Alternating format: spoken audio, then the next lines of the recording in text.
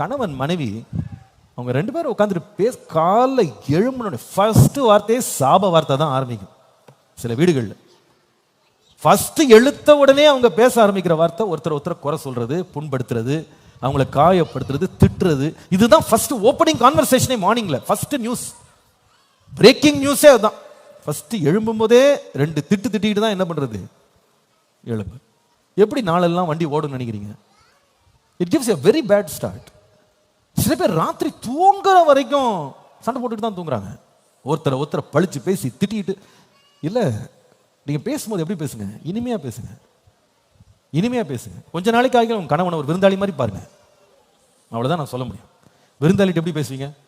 Praise the Lord, எப்படி இருக்கீங்க, நல்லா இருக்கீங்களா, என்ன வழிஞ்சல், என்ன குழஞ்சல். அதே மாதிரி கணவன்ட்டு ஒரு 10% காமிச்சா கூட குடும்பம் எவ்வளவு என்ன பண்ணிடும், மாறிடும். சகோதரர்கள் அப்படி வேகமா தலையாட்டுகிறார்கள். ஏன்னு தெரியும், அவ்வளோ பாதிப்பு போல இருக்குன்னு. அந்த பேசுற பேச்சு எப்படி இருக்கணும்? இனிமே பேசுறது பேசதான் போறோம், ஒரு காரியத்தை நம்ம கேட்க தான் போறோம், செய்ய தான் போறோம், சொல்ல தான் போறோம். சொல்ற வார்த்தையே எப்படி இருக்கணும்? ஒரு அமைதியாக, கேட்பதற்கு இனிமையாக பேசும்போது ரெஸ்பான்ஸும் எப்படி இருக்கும்னா பதிலும் இனிமையாக இருக்கும். நம்ம பேசும்போதே ஹார்ஷா பேசினா அதோட ரெஸ்பான்ஸ் எப்படி தான் இருக்கும்? ஹார்ஷா தான். இனிமையா பேசுற நாவை எனக்கு தாங்க ஆண்டு.